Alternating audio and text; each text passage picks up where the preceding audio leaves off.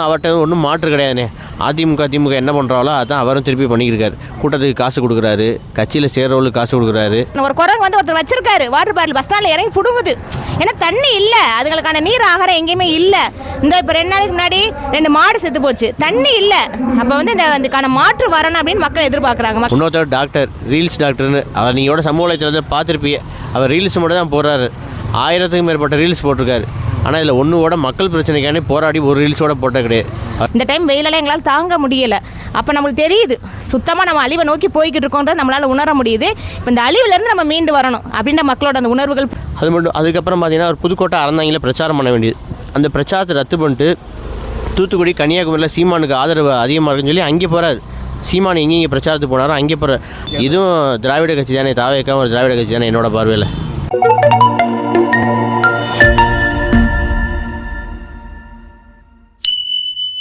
நாங்கள் காரைக்குடியில் இப்போ தான் பரப்புரை முடிச்சுட்டு வர்றோம். நாங்கள் கல்லல் தொகுதியிலேருந்து அண்ணனுக்காண்டி பரப்புரைக்காண்டி வந்திருக்கோம்.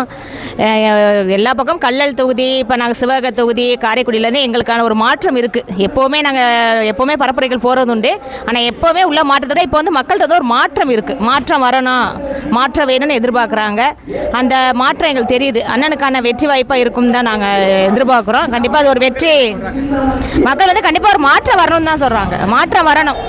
அது வந்து மாற்றம் வரணுங்கிறது வந்து சும்மா ஏதோ டிஎம்கேக்கு ஏடிஎம்கே மாற்று அந்த மாதிரி சொல்லாமல் எல்லாத்துக்குமான மாற்று, உலகத்துக்கான மாற்றாக இருக்கணும், எல்லா உயிர்களுக்கான மாற்றாக இருக்கணும் மக்களுக்கு தெரியுது. அப்போ வந்து தண்ணி, இன்றைக்கி உள்ள வெப்பநிலை, இப்போ எல்லாத்தையுமே ஒரு மாற்றம் வேணும்னு நினைக்கிறாங்க. அந்த மாற்றங்கிறது வந்து எல்லாத்துக்குமான மாற்றமாக இருக்கும்னு எதிர்பார்க்குறாங்க. இப்போ நம்ம முன்னால் என்ன அரசியல் மாற்றங்கிறது நீங்கள் நினைக்கிற மாதிரி ஏடிஎம்கே இல்லை டிஎம்கேன்னு மாறி மாறுவோம். இப்போ அப்படி யோசிக்கல மக்கள். எல்லாருக்கான மாற்றம், எல்லா உயிர்களுக்கான மாற்றம் வேணும்னு எதிர்பார்க்குறாங்க.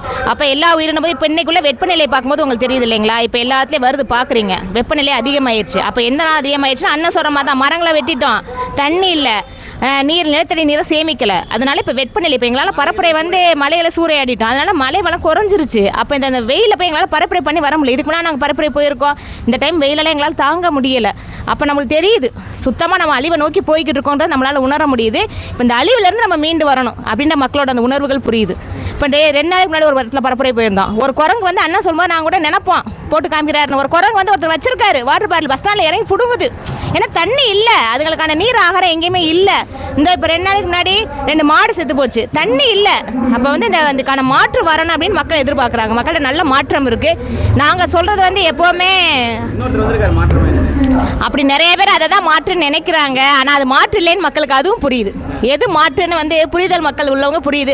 சும்மா சின்ன பசங்க இப்போ ஒரு 10 வயசு பையன் நீங்கள் சொன்னீங்கன்னா இது மாற்றுனா அதுதான் சொல்லுவான், அதுதான் மாற்று அப்படின்னா. புரிதல் உள்ள மக்களுக்கு புரியுது. இப்போ எங்களை மாதிரி 40 வயசு உள்ளவர்கள் அது ஒரு நாள் இப்போ எங்களாலே வெயில் அலைய முடியலன்னு சொல்கிறோம்ல. நாங்களாம் வருஷத்துக்கு வெயிலே அலைஞ்சு வெயிலே திரிஞ்சு. இப்போ நாங்களாம் சிவகங்கை மாவட்ட மக்கள். இருக்கிறதுலே தமிழ்நாட்டிலே அதிகப்படியான வறண்ட மாவட்டம்னா ராமநாடு சிவகங்கை தான். அண்ணன் வந்து சிவகங்கை மாவட்டத்தில் பிறந்து வளர்ந்தவராக. நாங்களாம் அண்ணன் சொல்லுவோம், நாங்களாம் வெயிலே அலைஞ்சவங்க. அண்ணெல்லாம் வெயிலே கபடி விளையாண்டவர். நாங்களாம் பிறந்து வரல வந்து புளியம்பழம் முறைக்கி புளியங்கொட்டை உடைச்சி எல்லாம் வெயிலே அலைஞ்ச எங்களாலே எனக்கு இந்த எங்களோட சிவகங்கை மாவட்ட வெயில் ஏற்றுக்கிற முடியலை. அப்போ அந்தளவுக்கு மாறுதல் வருது. அப்போ நீங்கள் வந்து ஏசிலே உட்காந்து வந்துட்டு ஏசிலே பிறந்து வளர்ந்து வர்றது ஒரு நாள் ஒரு பொழுது உங்களால் வெயிலில் நிற்க முடியுமா? எப்படி மாறுவீங்க நீங்கள்? அதெல்லாம் சும்மா சொல்லிக்கலாம் மாற்றுன்னு. அவர் எப்படி இருப்பார், எப்படி இருக்க முடியும்? ஒரு நிமிஷம் அவரால் நிற்க முடியுமா வெயிலில்? 1 மணி நேரம் அவரால் நின்று இந்த வெயிலை சமாளிக்க முடியுமா? மற்றவங்க தமிழர்கள் வந்து நிறைய பேர் 5 கோடி ரூபா செலவு பண்ணி கேண்டிடேட்டாக நிறுத்திருக்காங்க. ஆமாம், அவங்க வந்து இவரோட சிலையை வச்சு ஓட்டு கட்டிட்டு இருக்காங்க. ஆமாம். இப்போ இங்கேயே காரைக்குடியே வந்தார். காரைக்குடியே இதே பிரபு வந்து இப்போ 2 மாதம் முன்னாடி வரைக்கும் எங்களுக்கு வந்து தகவல் வந்து 5 கோடி வரைக்கும் செலவு பண்ணிட்டாரு. இப்போ இன்னும் நிலைமைக்கு 8 கோடி 9 கோடி பிரபு செலவு பண்ணியிருப்பாரு. இங்கே வந்தார், விஜய் வந்தார். இங்கே அதே வேட்பாளர் 5 கோடி 6 கோடி செலவு பண்ண. அந்த வேட்பாளர் அவர் காரில் ஏற்றலையே, அவர் வந்தார். அந்த வேட்பாளர் நீங்கள் நல்லா பார்த்தீங்கன்னா தெரியும். அவர் வந்த லைவ் பாருங்க. அந்த வேட்பாளரை பக்கத்தில் நிப்பாட்டி வச்சு அவர் காரில் ஏற்றிட்டு போல அவரை பற்றி ஒரு 4 வார்த்தை பேசவும் இல்லை. அந்த காரைக்குடி தொகுதியில் உள்ள பிரச்சனை என்னன்னு அவர் 2 வார்த்தை பேசவும் இல்லை. வேட்பாளர் பற்றி அவர் 2 வார்த்தை பேசவும் இல்லை. அதுதான் நடந்தது. சும்மா வந்தார், கையை காமிச்சார், சைக்கிள் ஓட்டினார், போயிட்டார். அது அவ்வளோதான். அவருக்கு நிறைய அண்ணன் சாட்டை சொல்லி நல்ல கிளிப்பார். நல்லா தான் டைம் இருந்தது, நிறைய நேரம் இருந்தது. அவருக்கு பேச ஒன்றும் இல்லை, அதனால போயிட்டார். நம்மள மாதிரிலாம் அவர் பேசவும் முடியாது, நம்மள மாதிரி அவர் வெயிலில் நிற்கவும் முடியாது. அப்படி எப்படி ஒரு மக்களுக்காக போராடுவார்? சும்மா சொல்லிக்கலாம் மக்கள். இந்த இன்னைக்கு பாருங்கள், இப்போ நான் பரப்புரை போயிட்டு வரோம். இந்த என்ன ஏரியா அது, பர்மா காலனியில் ஒயின் ஷாப்பு திறந்து வச்சுட்டு மெயின் ஏத்தாப்பில் பஸ் ஸ்டாண்டு ஏத்தாப்பில் ஒயின் ஷாப் திறக்கிறதுக்கு எல்லாம் ரெடி பண்ணி வச்சுருக்கான். கேஸ் போட்டிருக்காங்க, கோர்ட்லேருந்து அளந்துட்டுருக்குறாங்க. அவன் வந்து அவ்வளோ சவுடால் பேசுகிறான். ஆளுங்கட்சியில் இன்னைக்கு நிலமை அதுதான். ஏன்னா அதுக்கான மாற்று வந்து நாங்கள் மட்டும்தான் பேச முடியும். அண்ணன் மட்டும்தான். என்னென்னு அங்கே போனால் என்ன ஆச்சு உங்களுக்கு? என்ன ஆச்சுன்னா அவங்க என்ன எல்லாருமே போலீஸ் நிற்கிறாங்க, வக்கீல் வந்து நிற்கிறாங்க, கோர்ட்லேருந்து அலாட் பண்ணி அந்த கமிஷன் வந்து நிற்கிது, அளந்து கொடுக்கணும்னு. அவங்க எவ்வளோ டெக்னிக்காக அளக்குறாங்க பாருங்கள். நம்ம ரோட்லேருந்து காலேஜ் ரோடு எத்தனை தூரம் இருக்குது, இப்போ நம்ம இந்த ஒரு ஒயின் ஷாப்னா இதுலேருந்து நம்ம பஸ் ஸ்டாண்ட் எவ்வளோ தூரம் இருக்குன்னு அளக்காமல் உள்ளேருந்து அளந்து வர்றாங்களாம்.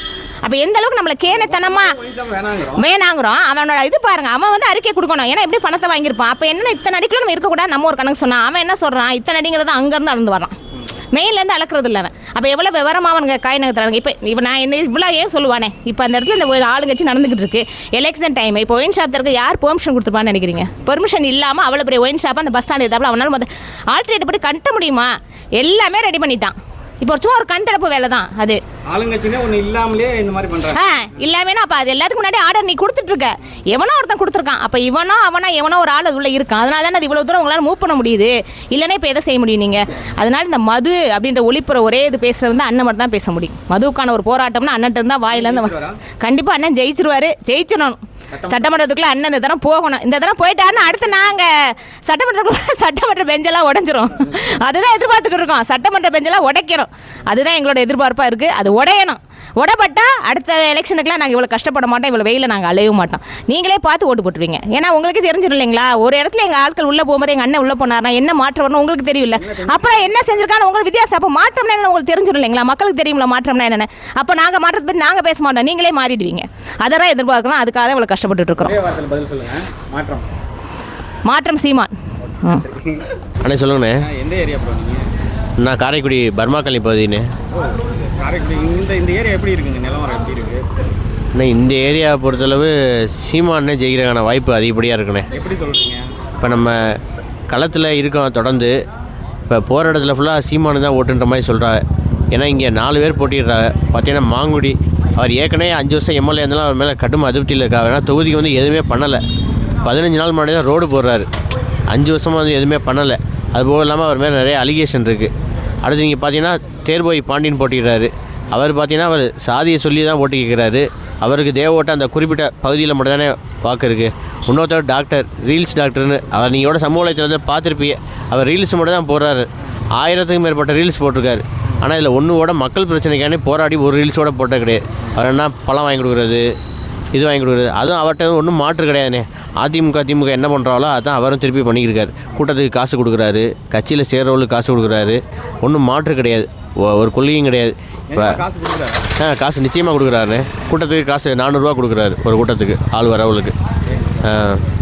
மக்கள்கிட்டே நீங்கள் எப்படி கேட்டு தெரிஞ்சுக்கிட்டீங்களா? மக்கள்கிட்ட நான் நேரடியாக ஒரு ஊருக்கு போயிருக்கோம். அங்கே வந்து அப்போ தான் டெம்போவில் எல்லாம் அழைச்சி கூட்டிகிட்டு போகிறாங்க. இந்த மாதிரி பண்ணும்போது திரும்ப அதே திராவிட அரசு, திராவிடரோட சித்தாந்தம் தானே வரணும். ஆமாண்ணே. இப்போ பார்த்தீங்கன்னா இப்போ அதிமுக திமுக தாவேக பார்த்தீங்கன்னா இங்கேயும் சாராய கடை இருக்கும். அதை பற்றி மூடுவேன், விஜயை பற்றி எதுவும் சொல்லலை. விஜயும் அங்கேயும் சாராய கடை இருக்கும், அவளும் மூடுவேன் எதை பற்றி சொல்லலை. இங்கேயும் குவாரிலாம் நடக்கும், இங்கேயும் குவாரி நடக்கும். இங்கேயும் ஆற்றுமணல் விற்பாங்க, இங்கேயும் ஆற்றுமணல் விற்பாங்க. இதுக்கு ஒன்று இதுவும் திராவிட கட்சி தானே, தாவேக்காவும் ஒரு திராவிட கட்சி தானே என்னோட பார்வையில்.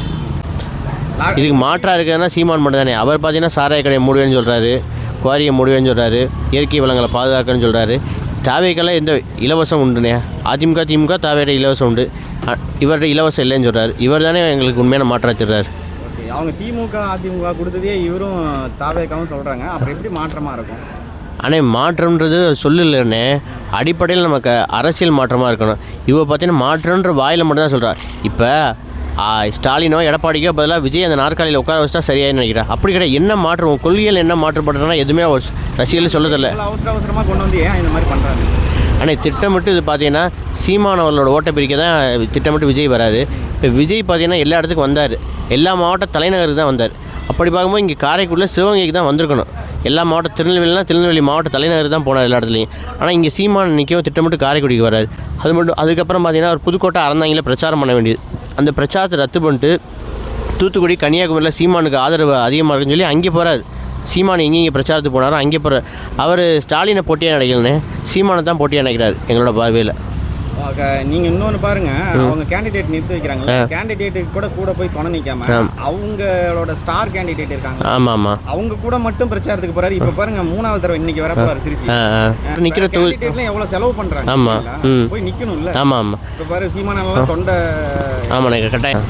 இப்போ ஒன்றும் இல்லைண்ணே, இப்போ விஜய் போட்டிருக்காரு கேண்டிடேட்டு, அதில் 100க்கும் மேற்பட்டவங்க மாற்று கட்சியிலேருந்து வந்தவங்க.